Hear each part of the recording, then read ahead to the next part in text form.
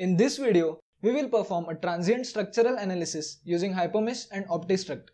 Transient analysis provides greater accuracy than a simple static structural analysis as inertia effects are considered while calculating the result. We will consider the case of a simple sheet metal component on which a time-dependent force will be applied.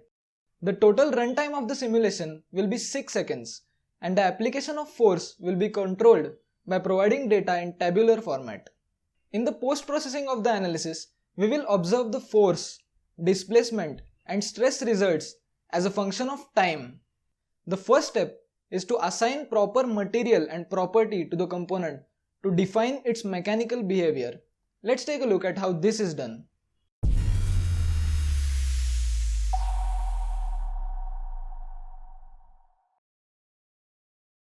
Let's start by creating a new component for rigids. Open the Rigids tab from 1D panel.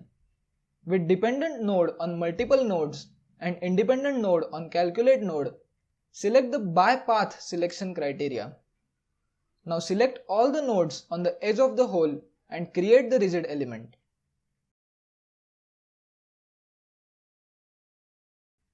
Create a new material.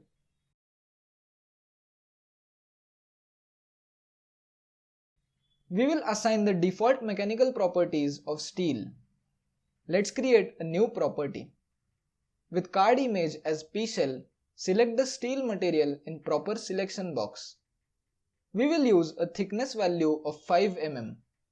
Now assign this property to the part component. Now we move to the actual transient model setup. There are 5 main steps to define the time-dependent loading. Each step involves the creation of a different type of load collector which controls specific parameters of the simulation. Now we will take a look at each of these settings in detail. SPC load collector stores the single point constraints. This is similar to a static structural analysis. D area specifies the location at which the time-dependent loads must be applied. It also controls the direction of force application. Table D1 is the actual tabular data for transient force. It specifies the magnitude of force at given intervals of time throughout the simulation. T-step controls the time stepping controls. These must be provided as we are running a time-dependent, that is dynamic simulation. Lastly, T-load collector couples the D area and table D1 entries to accurately apply the transient load at required location and direction. As we start with the actual setup process, you will get a better understanding of each of these settings. Let's start by creating these load collectors and assigning values to these parameters. Let's start by creating a new load collector for single point constraints. Open the Constraints tab from Analysis panel. Select all the nodes on this edge. With all 6 degrees of freedom checked, create the single point constraints.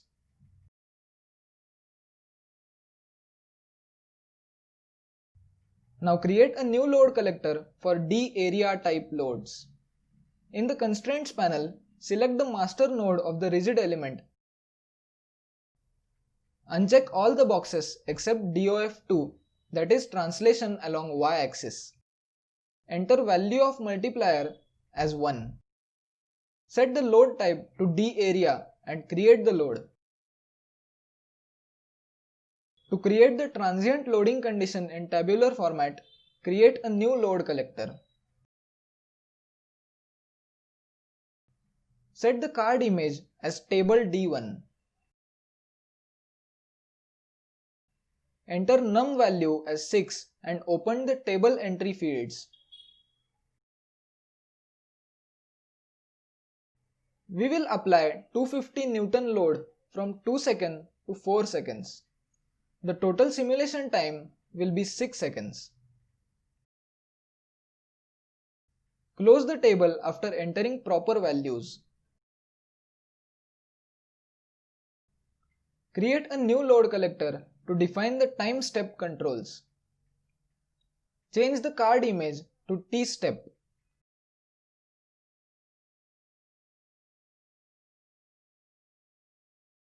Set dt as 0.1 and number of increments, that is n, as 60. 0.1 into 60 equals the total run time of 6 seconds. Create another load collector to define the transient loading at specified location.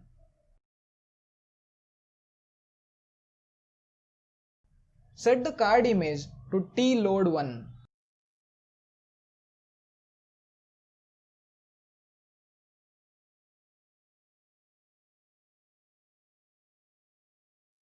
Select the D area load collector in the excited field. With type as load, assign the tabular data from table D1 collector in selection box. Now we need to couple all these load collectors so that we can actually run the transient simulation. This is done by creating a new transient analysis load step. We will also create entity sets to extract output data at specific locations in the model. Let's take a look at how this is done. Create a new load step to combine the loads and constraints. Select the analysis type as transient direct. With SPC collector assigned to SPC field, we will select the tload1 collector as dload. Select the tstep collector in tstep field. Scroll down and check the box next to output.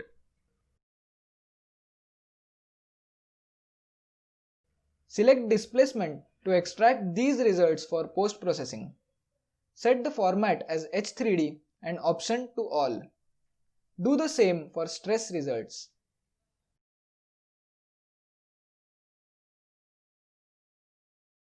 To plot a graph of force versus time, we will create a new set which will include the node on which the transient force is applied.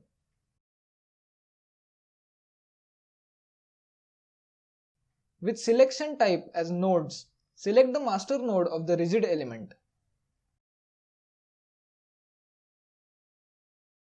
Press Ctrl F and type global output request to add this card to our setup. Check the box next to O-load. With format as H3D, set option to SID. Now select the newly created set in selection box. Our setup is now complete. Let's save the model. Save the .fem file in the same folder. Set export options to all and run options to analysis. Click on OptiStruct to launch the solver. If there are no errors in the setup, the solver will complete the job. As the run is now complete, we can post-process the results and view them in Hyperview.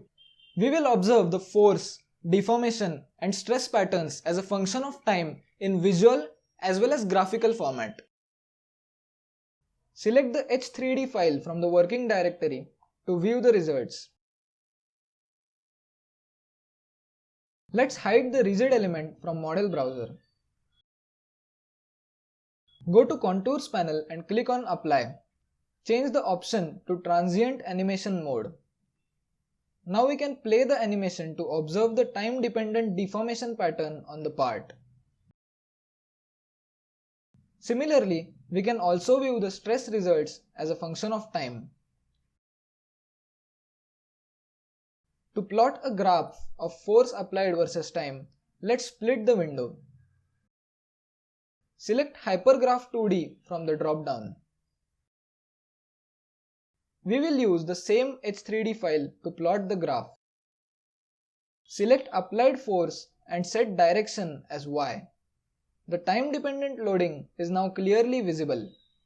We can rescale the graph as desired using the options provided to edit graphical data. Now we can play the animation and observe the changes in deformation and stress patterns along with the transient applied force.